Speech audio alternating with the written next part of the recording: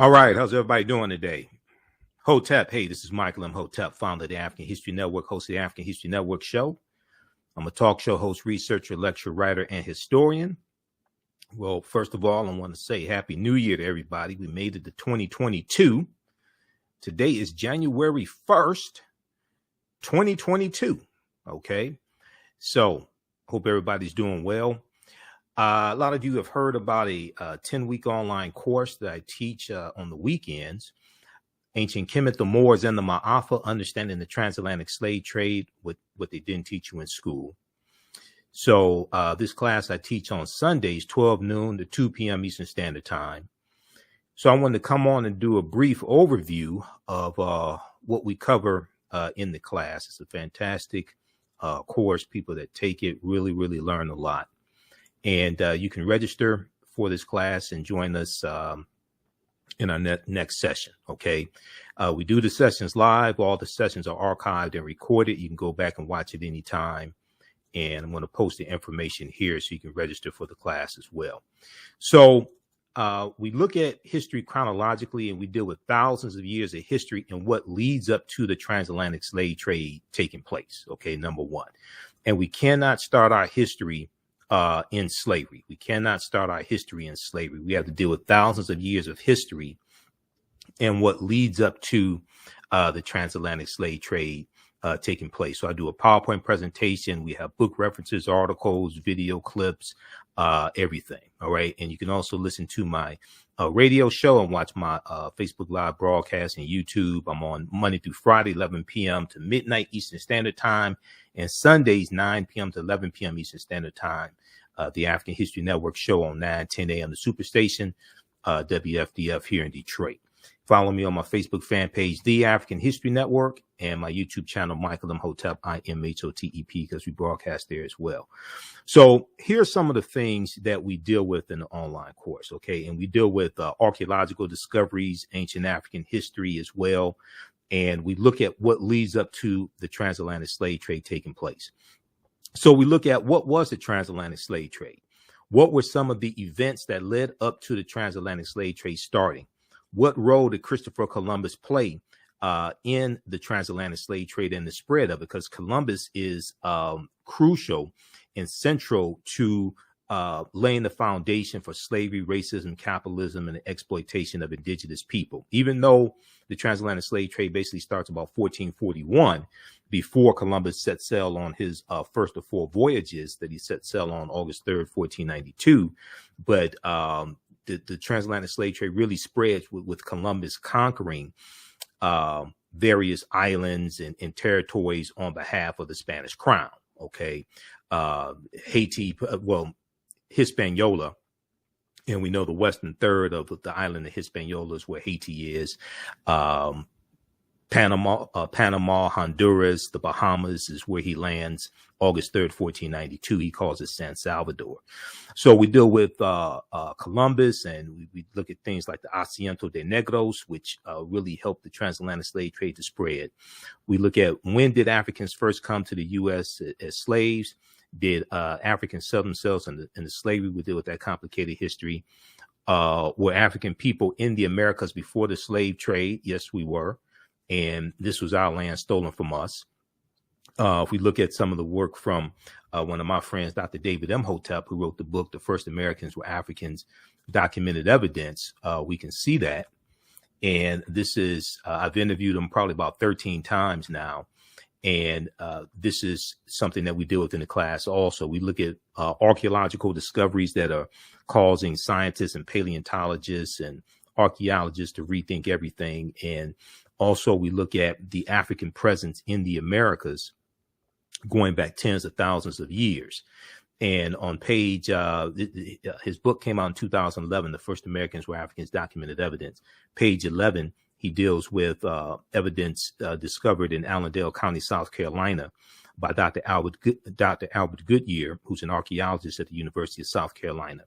In 2004, this discovery was made. They found 13 different types of evidence thoroughly documenting an African presence in South Carolina, the territory that today we call South Carolina, dating back at least 51,700 years ago. They found artifacts, architecture, campsites, carvings, Egyptian writings, footprints in lava, genetic M174D haploid groups dealing with DNA and genetics, linguistics, paintings, skulls, skeleton structures, and tools. They found 13 different types of evidence, thoroughly documenting an African presence in this country dating back at least 51,700 years ago.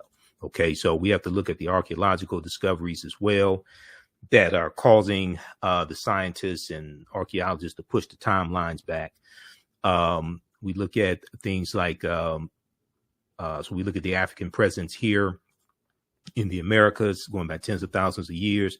We look at the 800-year occupation of Europe by the Africans known as the Moors, who take the teachings from ancient Kemet, ancient Egypt, and the Nile Valley region of Africa into Europe.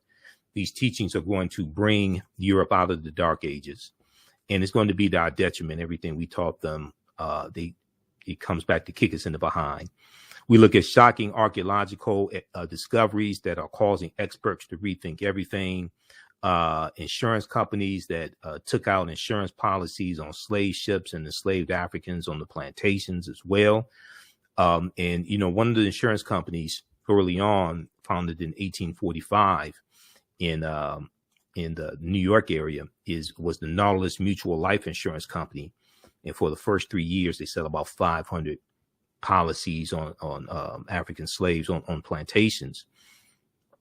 And then they're going to change their name to the New York Life Insurance Company. OK, and they've been pretty forthright with this history also. There was a big article from the New York Times a few years ago, around 2016 or so, 2016, 2017, that dealt with this history in the New York Life Insurance Company, talking about selling insurance policies on African slaves early on in the first 3 years that they existed. But this was something that took place. So not only on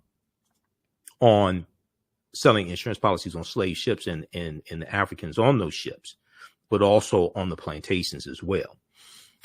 We do a Freemasonry, America and the Founding Fathers. Okay, and Freemasonry has its origins in the teachings coming out of ancient Kemet, ancient Egypt.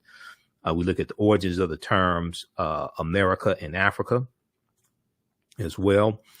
We look at the problem with slave movies. Why are we being bombarded with slave-themed movies and slave-themed TV shows, even though that's an important part of our history?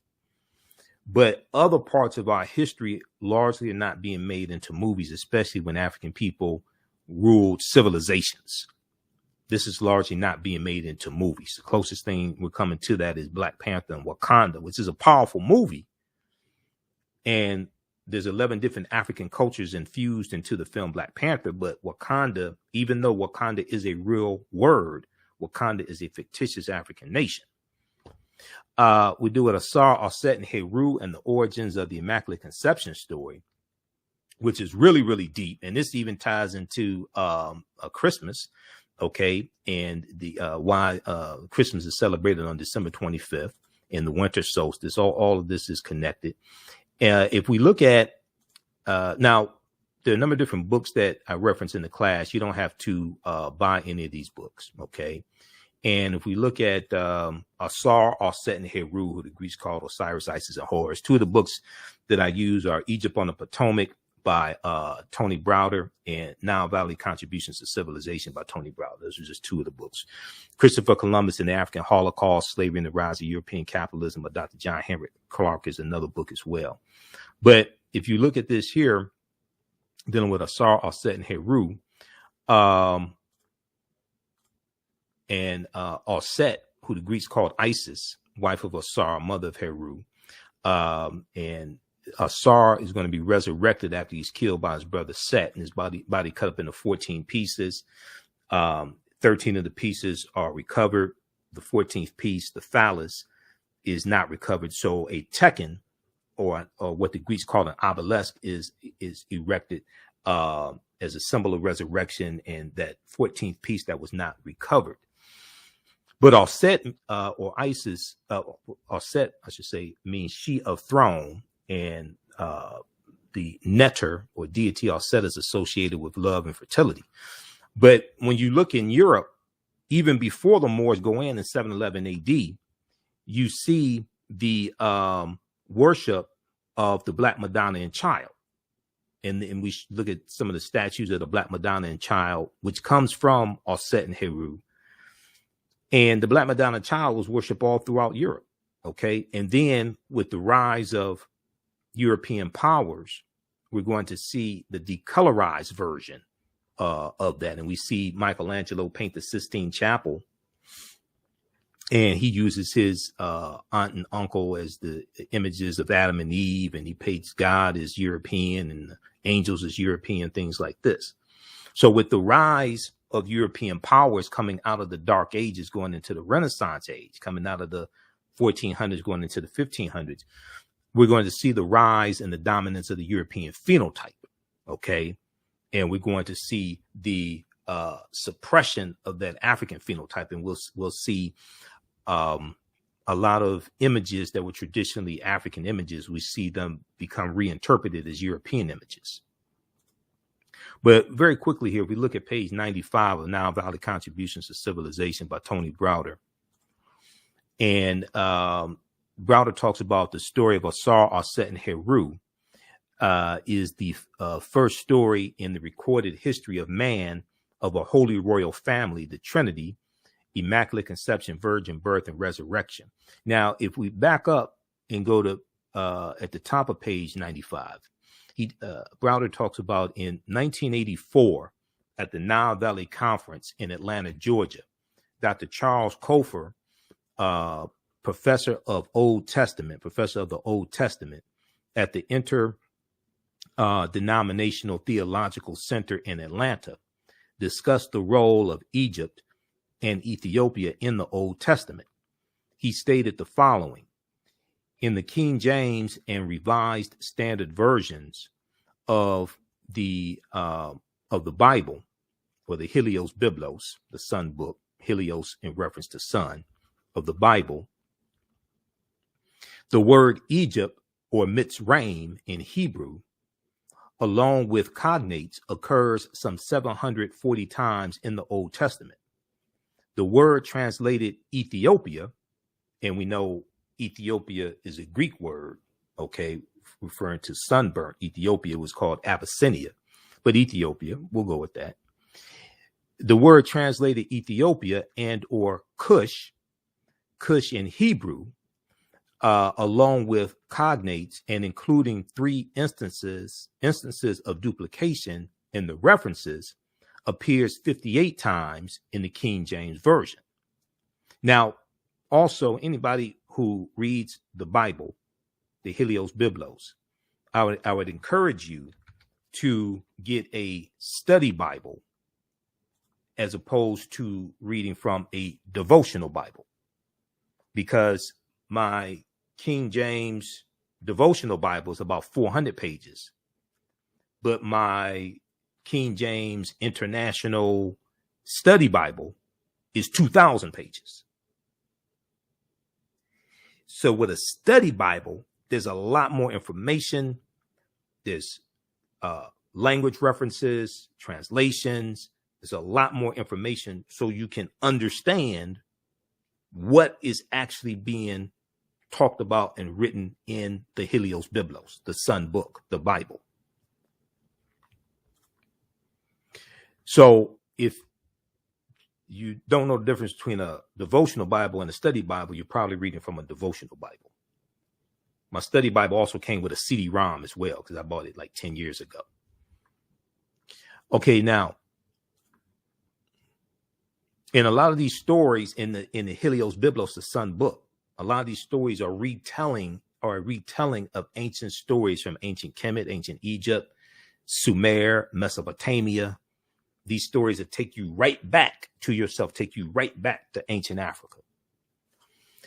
So the word translated Ethiopia and or Cush, along with cognates and including 3 instances of duplication in the references, appears 58 times in the King James Version.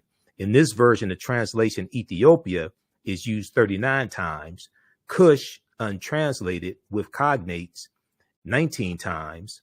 The numerous references to Egypt led one Old Testament scholar to remark, quote, no other land is mentioned so frequently as Egypt in the Old Testament, end quote, to understand Israel, one must look well into Egypt, or Kemet. Kemet meaning the land of the blacks, one of the original names of Egypt.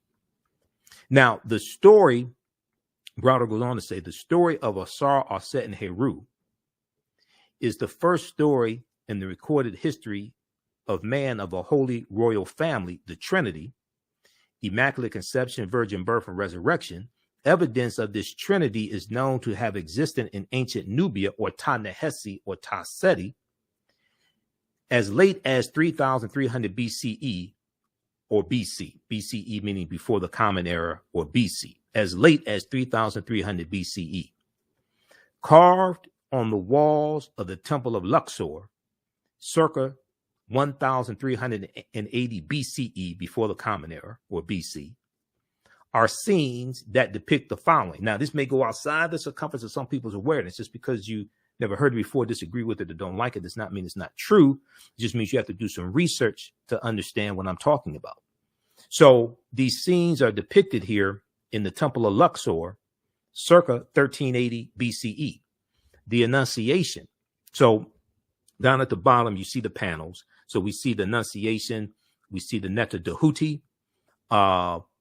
announcing to the Virgin Aset the coming birth of their son Heru, the Annunciation.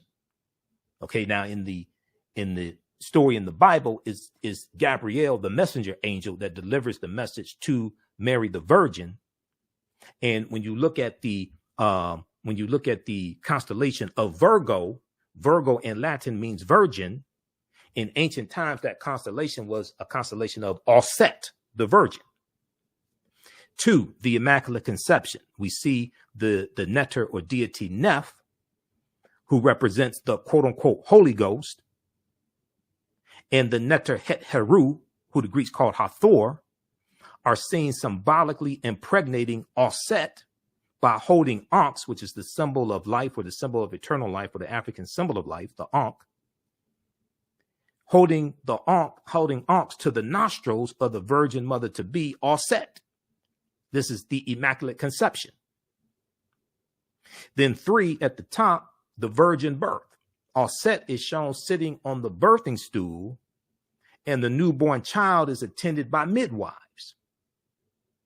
4, the Adoration. The newborn Heru is portrayed receiving gifts from the 3 kings, or the Magi. In the Bible, it doesn't say how many, but the 3 kings is also in reference to the 3 stars in Orion's belt, Orion the hunter.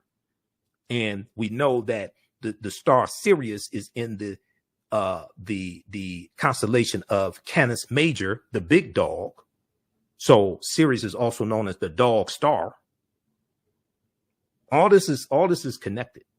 If you saw the presentation I did dealing with the winter solstice and why Christmas is celebrated on December 25th and the winter solstice December 20th, December 21st, December 20th or December 21st. Saw the presentation I did December 21st, 2021, dealing with the winter solstice. We connected all this stuff together. All this is connected. The Aset is shown sitting on the birthing stool. The newborn Heru is portrayed receiving gifts from the 3 kings or Magi while being adored by a host of gods and men. So then we look at the story here of the secrets of Isis. Saturday mornings, I used to get up and get a bowl of cereal and some Cheerios or something like that, shredded wheat or what have you, because my mom wouldn't let me eat like the real sugary cereal, the Fruit Loops and Lucky Charms, things like this. And I would watch the Shazam and Isis Hour on CBS, 11 a.m. Eastern Standard Time, Saturday morning. Okay, the Shazam and Isis Hour. And they had this TV show called The Secrets of Isis. And they showed this white woman whose name was Isis. She was a superhero. She was a teacher by day. And then she just had superhuman powers. She can fly in the sky. And she gets her powers from ancient Egypt. And they called her Isis. But they ain't say that this Isis was a copy of an African woman, African queen, Aset, who the Greeks called Isis. We had no idea. They just co-opted this, reinterpreted it through the European cultural filtration system and fed it back to us. And then we're sitting here looking at this white woman do all these amazing things, and we're like, wow. Okay. On Hulu a few years ago, I was watching some episodes of The Secret of Isis. In the beginning, they talk about Het-Heru, or they call it Hathor. They start mentioning some of the names of the Neteru and all this from ancient Kemet. They just hijacked our stuff and don't say, oh, these were African people, and this is from African culture, anything like this. They just give it back to us, and we think they're amazing. So let me get back to this here. Okay, so these are some of the things we deal with. Now, also, we look at, and I want to go back to this here. We look at shocking archaeological discoveries that are causing experts to rethink everything. One of the discoveries we look at is from 2017, June 7th, June 2017, that deals with there's one coming from 2017 that deals with the mastodon skeletons found in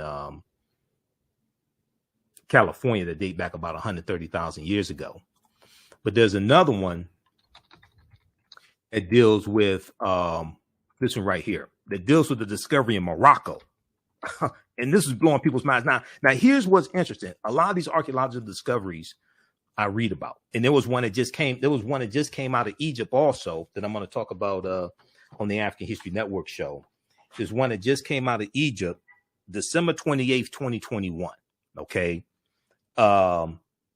Ancient Pharaoh, or Nesubiti, because Nesubiti would be the term that we used. Ancient Pharaoh reveals secrets after his mummy is digitally unwrapped. Okay. Their discoveries coming out every other week.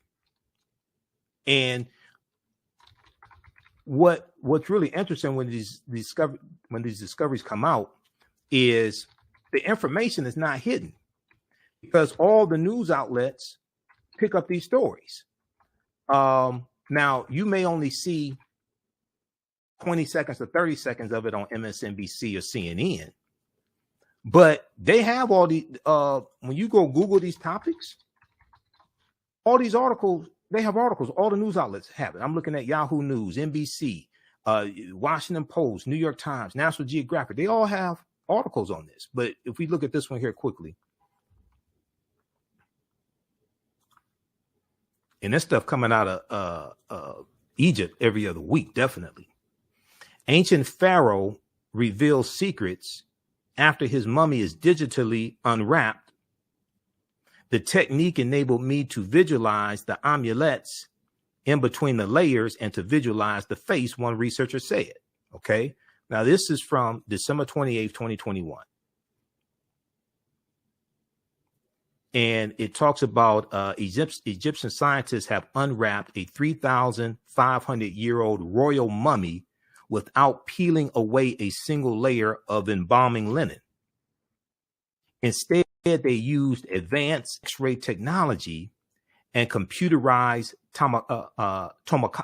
tomography scanning to catch a glimpse of Nesubiti Amenhotep I, or Pharaoh Amenhotep I, mummified body and the secrets it has harbored for millennia. Now, Zahi Hawass, who's a prominent Egyptologist and one of the scientists involved in the research, said, quote, for the first time, we can know information about the mummy without disturbing the mummy. For the first time, we can know information about the mummy without disturbing the mummy. Okay, so this is just one of the recent archaeological discoveries. But there was one from when I was looking for this is from 2017, June 7, 2017. We're older than we think. This is NBC News also, National Geographic, Washington Post, New York Times. They all have stories on this. All you have to do is just Google the topic. New find pushes human origin back 100,000 years. New find pushes human origin back 100,000 years. Did paleontologists just find the greatest granddaddy of them all? So when you go through, and I read a number of different articles from different sources on this discovery. This was a discovery in Morocco, okay? North Africa. This is a discovery in Morocco. New discoveries at a rich site in Morocco show modern humans were hunting and probably cooking game animals 300,000 years ago, 100,000 years earlier than scientists have believed until now. Because all this stuff is much older than we've been told that it is. Site near Morocco's coast and the city of Marrakech has always yielded interesting human remains, but they had been dated to around 40,000 years ago. New discoveries and new dating methods show that, in fact, many of the bones belong to modern Homo sapiens, modern man, Homo sapiens, and they lived as far back as 300,000 or 350,000 years ago. Now, the earliest previous Homo sapiens bones date back 195,000 years ago, and they're from clear across the continent in modern-day Ethiopia. Taken together, the findings show modern humans were dispersed across Africa long before anyone ever thought. So, as I've said numerous times before, the deeper they dig, the blacker the planet gets, the more research they do, the older we get. The deeper they dig, the blacker the planet gets, the more research they do, the older we get. And when you go read about these archaeological discoveries, and I've read about a lot of them because we deal with them in the class, the scientists are saying we have to rethink everything.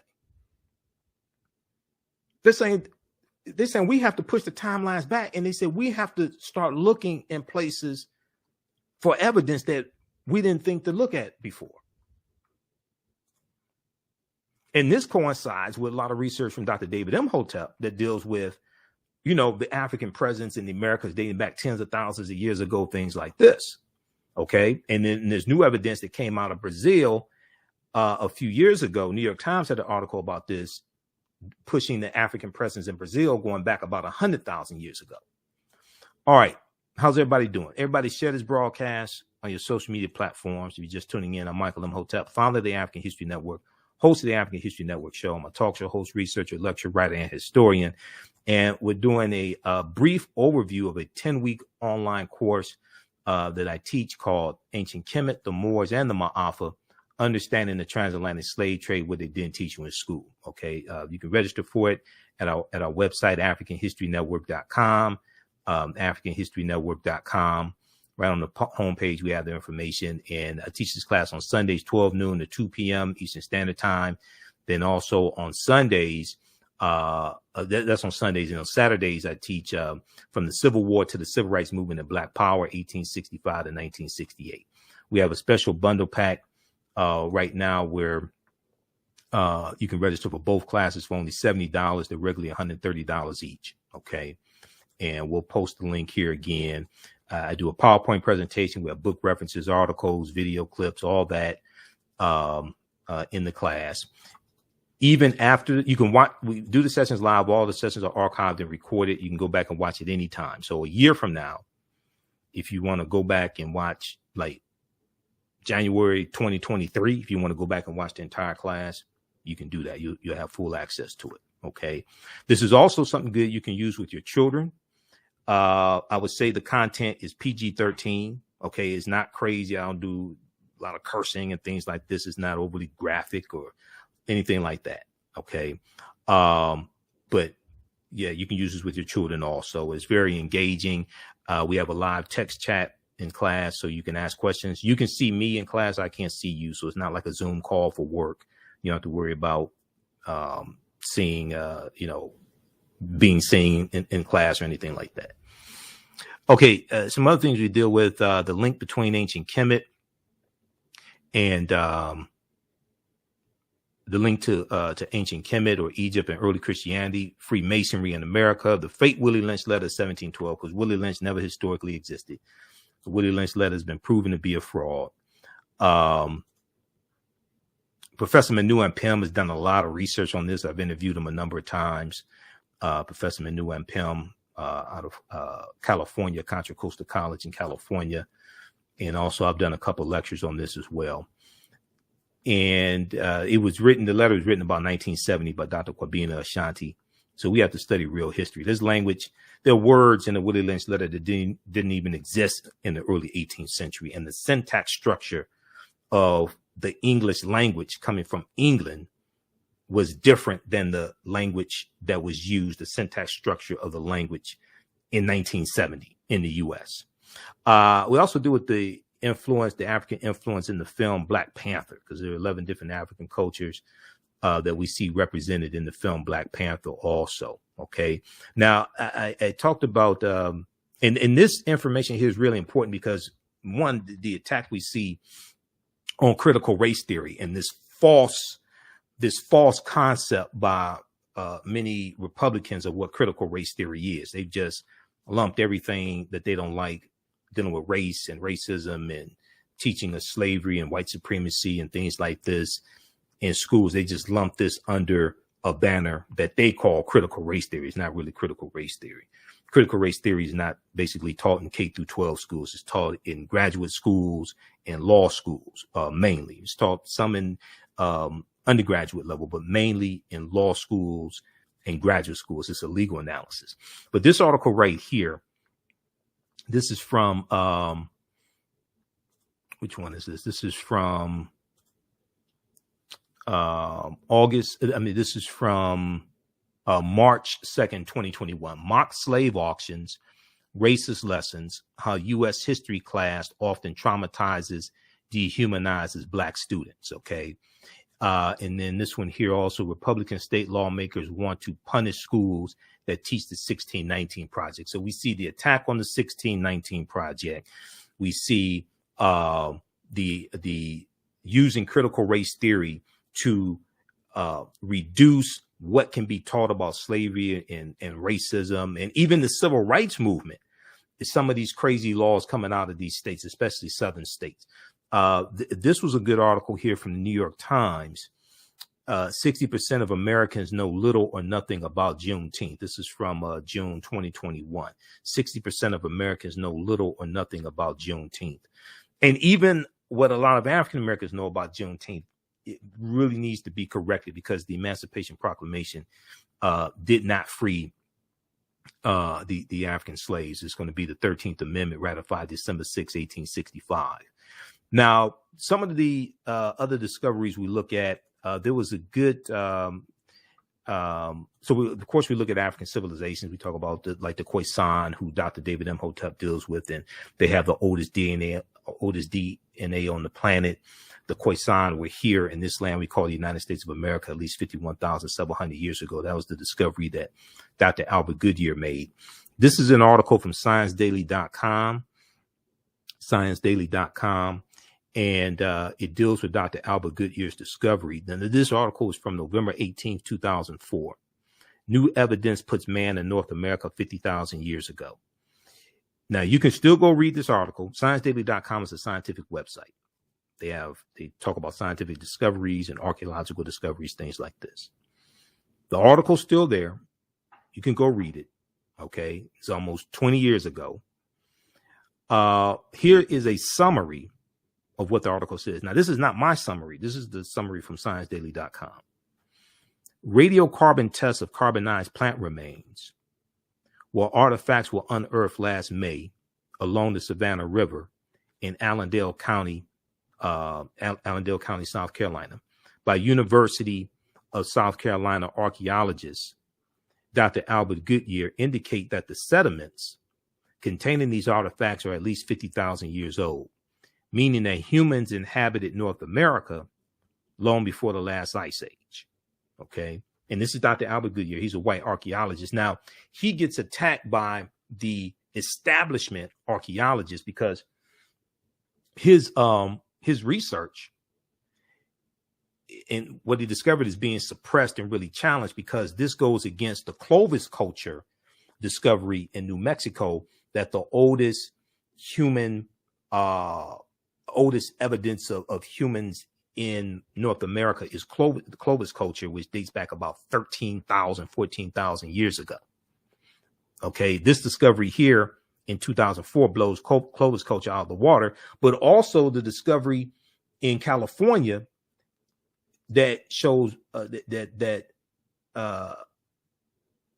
where they discovered mastodon skeletons that date back 130,000 years ago. And they said that the skeletons, the way they're broken, had to be broken by humans, which puts humans in California 130,000 years ago. Well, the only people on Earth 130,000 years ago were African people. So, and if you look at this article here, the Atlantic has stories on this, nature.com. Let's look at the one from Nature.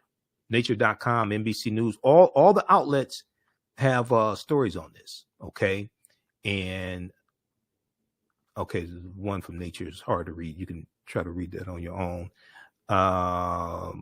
National Geographic here. Hopefully I'm logged into my National Geographic account.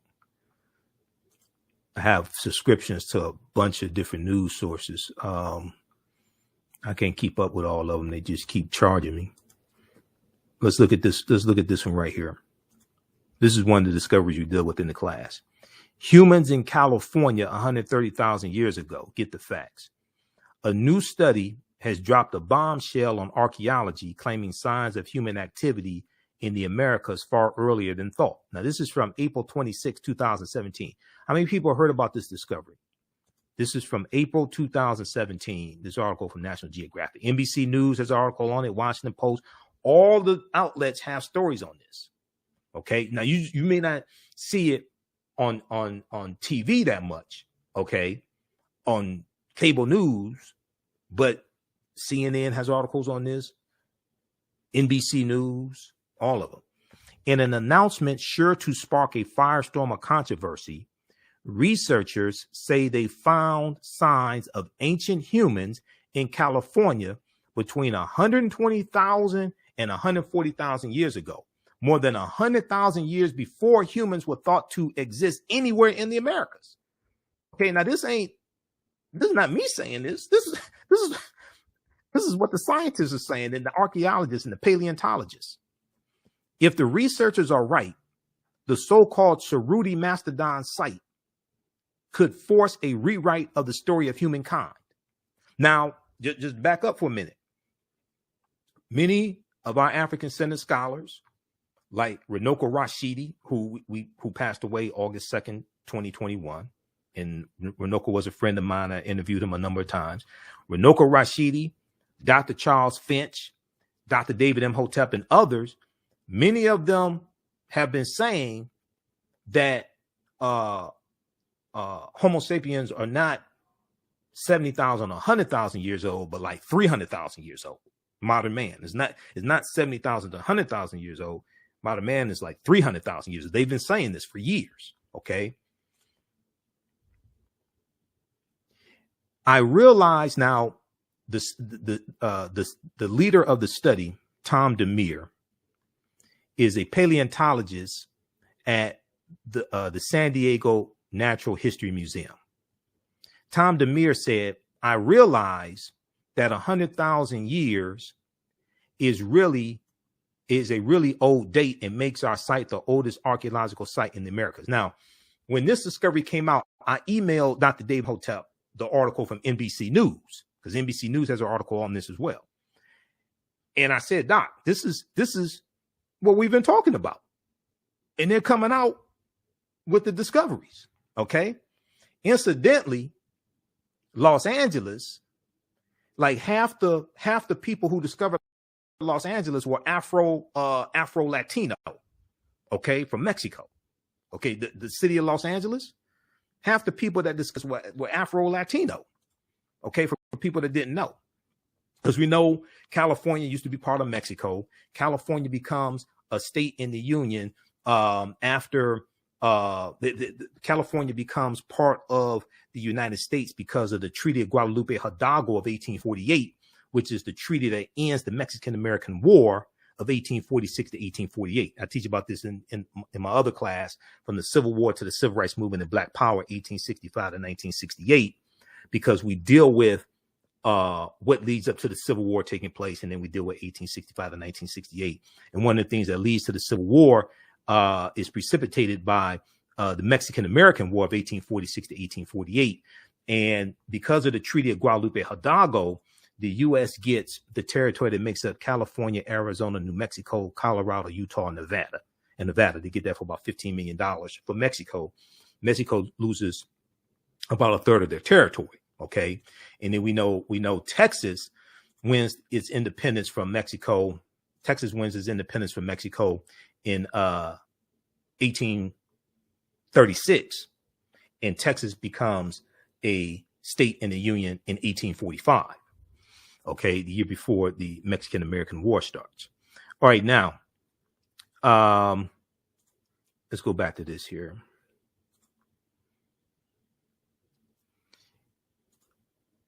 Okay. So, I want to go back to the one from National Geographic.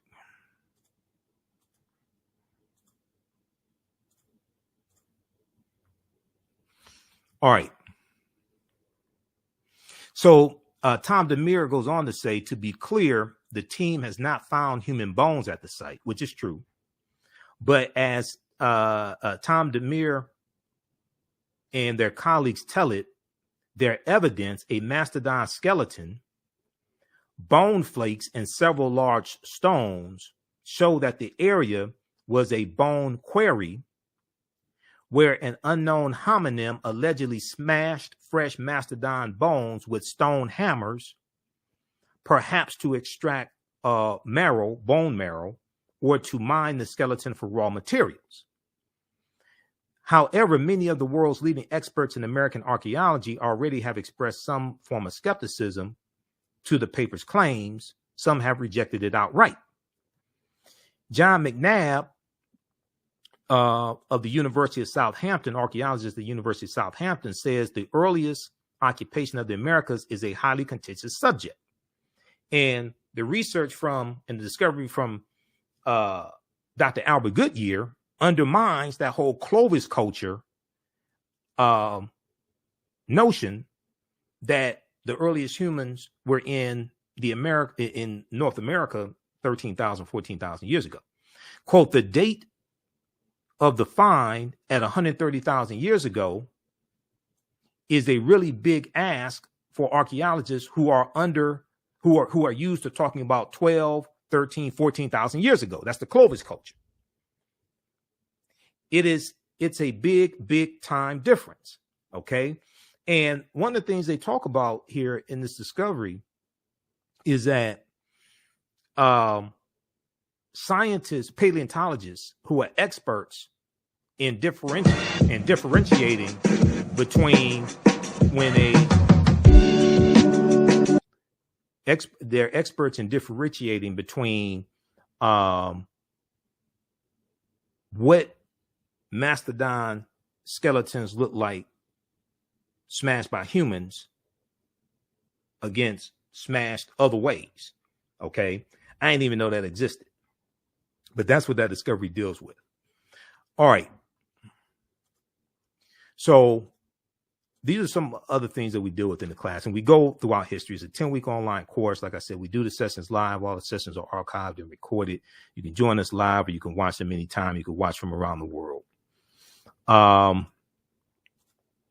This discovery right here was one that the New York Times wrote about in 2010 on Crete, new evidence of very ancient mariners. This article is from February 15th, 2010. Okay.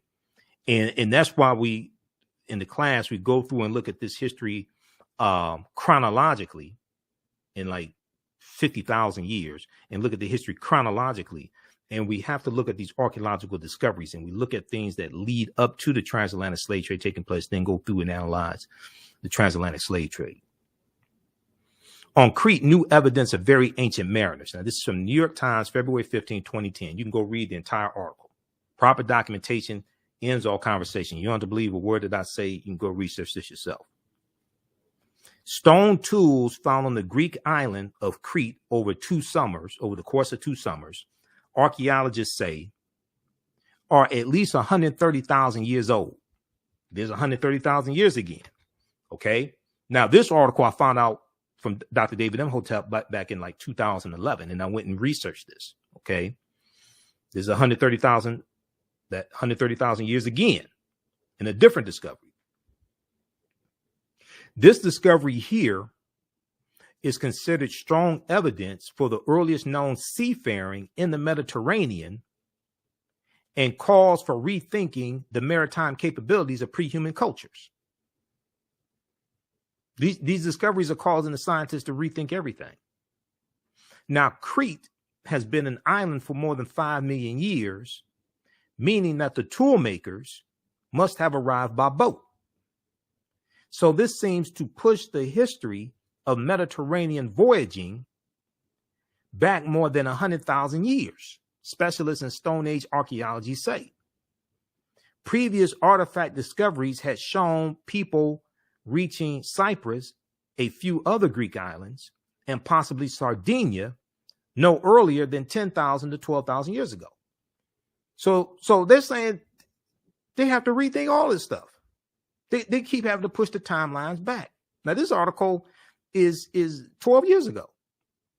The deeper they dig, the blacker the planet gets, the more research they do, the older we get. Here's a screenshot of the actual article from the New York Times.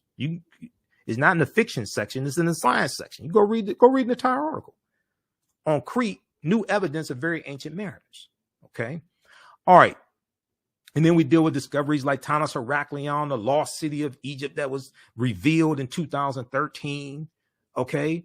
And they found 150 feet beneath the surface of Egypt's Bay of Abu Qir. They found 64 ships, 16-foot tall statues, 700 anchors, countless gold coins, and smaller artifacts.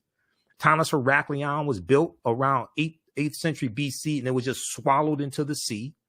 These are some of the statues they found buried at the bottom of the sea from Tanis Heraklion.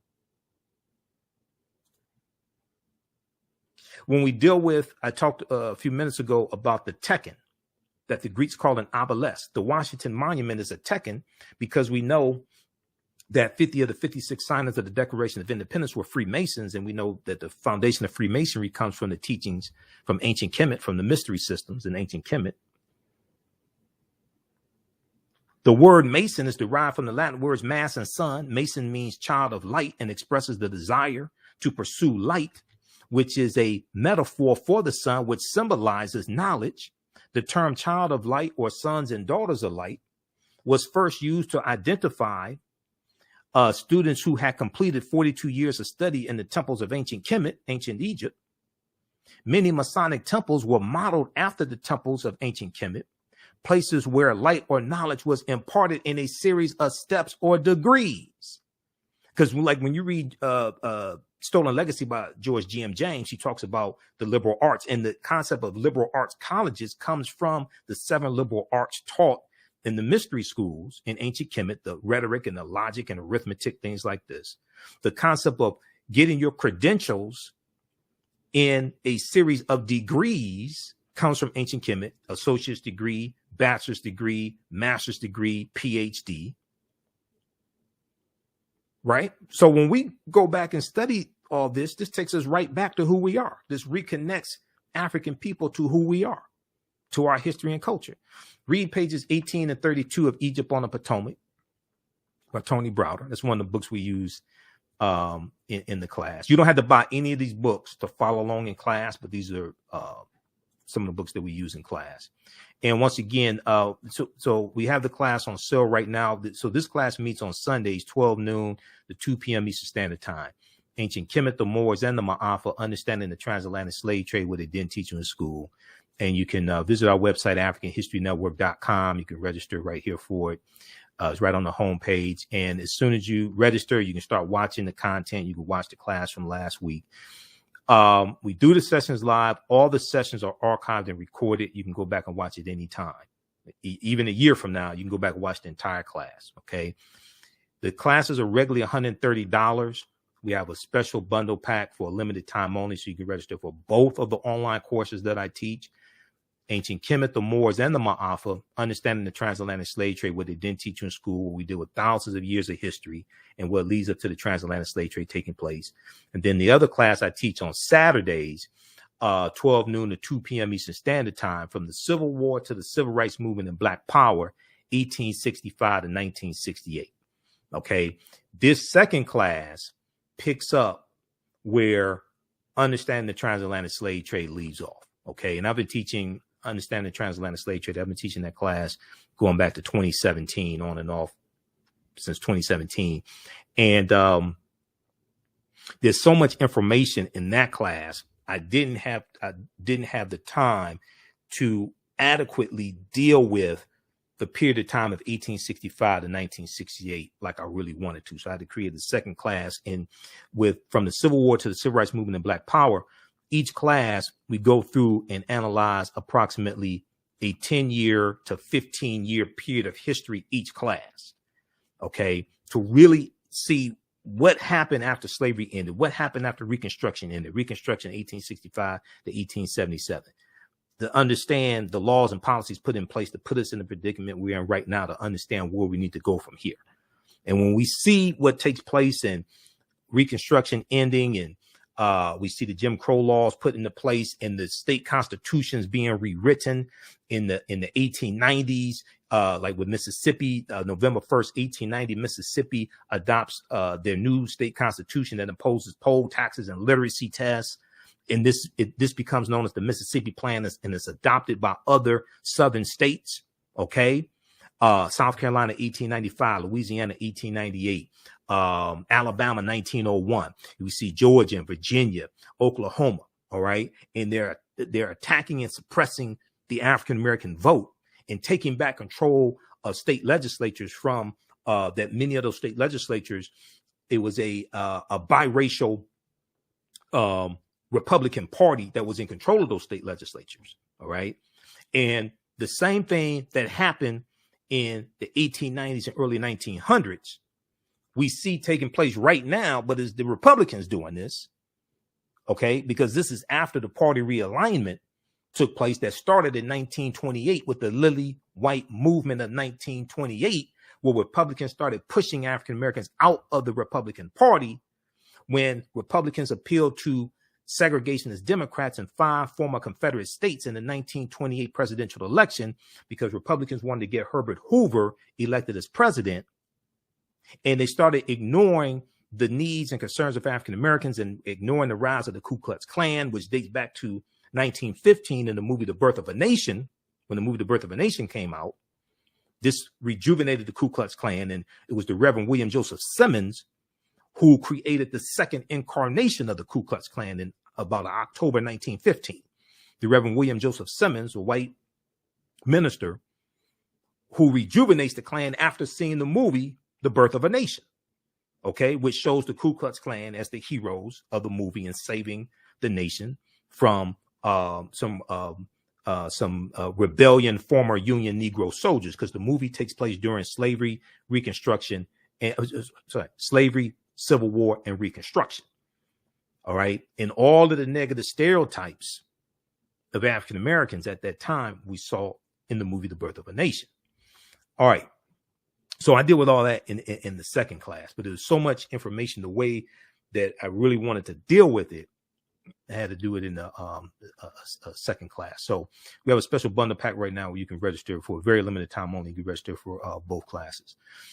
All right. And that's at our website, AfricanHistoryNetwork.com. We just posted a link here also. All right. Now, so check out pages 18 and 32 of Egypt on the Potomac by Tony Browder. Now, 15 of the 56 signers of the Declaration of Independence were Freemasons, and 13 of the 39 signers of the U.S. Constitution were Freemasons as well. We deal with things like the Black Death, the bubonic plague, which Europe loses between, it hits in spurts from 1347 to 1400. Europe loses between 1/4 to 1/3 of the population. Okay. During that period of time, 1347 to 1400, somewhere between 25 million to 75 million during that period of time. Okay. Over the course of 5 years, Europe is going to lose somewhere between 25 to 50 million people over the course of 5 years, from about 1347 to about 1352 or so. One of the worst plagues in history arrived at Europe's shores in 1347, Common Era of 1347 AD. Nearly 700 years after the Black Death swept through Europe, it still haunts the world as the worst case scenario of an epidemic, or for an epidemic. Called the Great Mortality, as it caused its devastation, the second great pandemic of bubonic plague became known as the Black Death in the late 17th century. And these are some of the actual slides from the online course that I teach. Now, modern genetic analysis suggests that the bubonic plague was caused by the bacterium Yersinia pestis, or Y. pestis. Chief among its symptoms are painfully swollen lymph glands that form pus-filled boils called bobos. Sufferers also face fever, chills, headaches, shortness of breath, hemorrhaging, blood sputum, vomiting, and delirium. And if it goes untreated, a survival rate of 50%. Okay, history.com, official website of the History Channel, has some really good information on the bubonic plague, the Black Death. And it could go through and wipe out an entire village in 7 days, and you would literally cough up your lungs. Okay. We talk about people like Mansa Musa, who was the richest man in the world and became emperor of the Mali Empire in 1312 AD. There was a good article that showed a parallel between T'Challa of Black Panther, who was the richest man in the Marvel comic universe, okay, King of Wakanda, Black Panther, and Mansa Musa. Now, Mansa Musa becomes emperor of the Mali Empire in 1312 AD. And this was a period of time when West Africa is flourishing, but at the same time, European nations were struggling due to raging civil wars and a lack of resources. But West Africa is flourishing. All right. So this is just a brief synopsis of some of the information that we deal with in the online course. And of course, we talk about the Africans known as the Moors, because dealing with the transatlantic slave trade, like I said in the beginning, you can't start in the mid 15th century. You have to deal with hundreds of years of history leading up to it. And you have to deal with the 800-year occupation of Europe by the Africans known as the Moors. And the Moors go in 711 AD into the Iberian Peninsula, today known as Spain and Portugal, because it wasn't called Spain and Portugal back then. We know that Jebel Tariq, okay, they cross the straits and they disembark at a huge mountain that they call Jebel Tariq, or Tariq's mountain. Today is called Gibraltar, or the Rock of Gibraltar. That's named after General Tariq ibn Ziyad. Okay.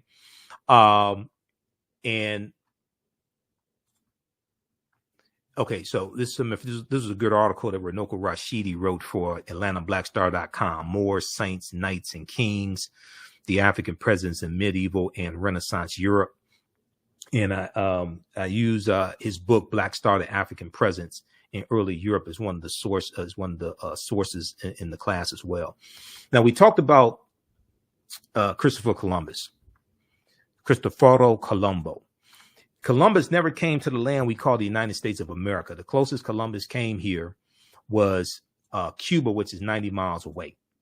And recently in the news, we've heard about Cuba, Haiti, of course, an assassination of President Jovenel Moise, and then also Puerto Rico. These were all islands that Columbus conquered on behalf of the Spanish crown, okay, on his 4 voyages. So he set sail on his first of 4 voyages, August 3rd, 1492, on the Nina de Pinta and the Santa Maria. He goes into the Bahamas, which he calls San Salvador. He goes into Cuba and Hispaniola. We know the western portion of the island of Hispaniola is where Haiti is, or what the French call Saint Dominique. His second voyage, September 1493, he goes into the West Indies and Puerto Rico, Boricuan, and also Jamaica in 1494. 1498 goes into Trinidad and Venezuelan mainland in South America, May 1498. He dies in 1506. His last voyage, May 1504, he goes into Panama and Honduras. Okay. He never comes to the land that we call the United States of America. And one of the books we use in the class is Christopher Columbus and the African Holocaust, Slavery and the Rise of European Capitalism by Dr. John Henry Clark. And I've got the book here. The book is somewhere here.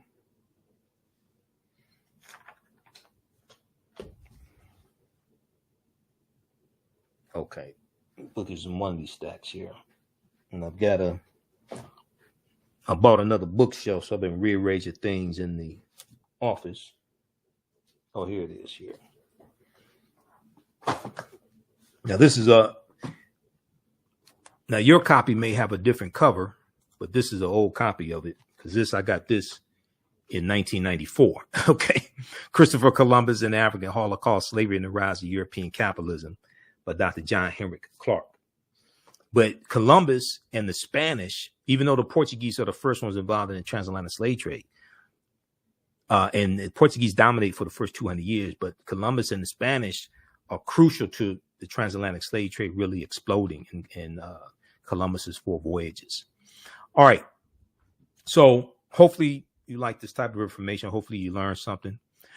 Share this broadcast on social media platforms. Follow us on our Facebook fan page, The African History Network, The African History Network, and our YouTube channel, Michael Imhotep, IMHOTEP. You can register for this 10-week online course. We have a bundle pack right now where you can register for both classes at a huge discount, only $70. Regularly $130 each for a limited time only. Visit our website, AfricanHistoryNetwork.com. AfricanHistoryNetwork.com, and right on the home page, just click right here, register here.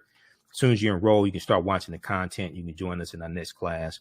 So this class meets on Sundays, 12 noon to 2 p.m. Eastern Standard Time. We do the sessions live. All the sessions are archived and recorded. You can go back and watch it anytime as well. Okay. Also, if you like this type of information, you can support us through Cash App, $ the AHN Show through Cash App, or through PayPal, paypal.me/the AHN Show, because I do the radio show 6 days a week. This helps us keep doing the research, stay on the air, keep broadcasting, pay some of the bills, etc. And if you want to pay for the class through Cash App, just email me, and you can do that as well. Okay, email me at ahnshow@africanhistorynetwork.com, ahnshow@africanhistorynetwork.com, or email me through the website, and we can set that up for you also. All right, so and once again, you can use this with your children. And something else that we use in the class is the study from the Southern Poverty Law Center, Teaching Hard History American Slavery. Use a little bit of this as well. This is a good resource. Teaching Hard History American Slavery. This study deals with how the history of slavery is being incorrectly taught in schools all across the country, and it makes numerous recommendations how to better teach the history of slavery. So hopefully you learned something today. Watch my show right here on Facebook and YouTube, and on 9:10 a.m. Superstation WFDF Monday through Friday, and on Sundays the African History Network show. And we have the information right on the homepage of our website dealing with that. All of my DVD lectures and digital downloads are at our website as well, AfricanHistoryNetwork.com. And the show's on 10 different audio podcast platforms: iHeartRadio, Castbox, FM Player, TuneIn. So wherever you get your audio podcast from, just search for the African History Network show, and you can listen to the audio podcasts of the shows that I do live. All right, we have to get out of here. Remember, at the African History Network, we focus on educating, empowering, and inspiring people of African descent throughout the diaspora and around the world, because right now it's correct wrong behavior. It's not over till we win Wakanda forever. And also is today is Dr. John Henry Clark's birthday as well. And we know December 31st was Dr. Yosef ben Yakinan's birthday also. Okay, so two of our great grandmaster scholar warriors. Right now, it's correct. Wrong behavior is not over till we win. Wakanda forever.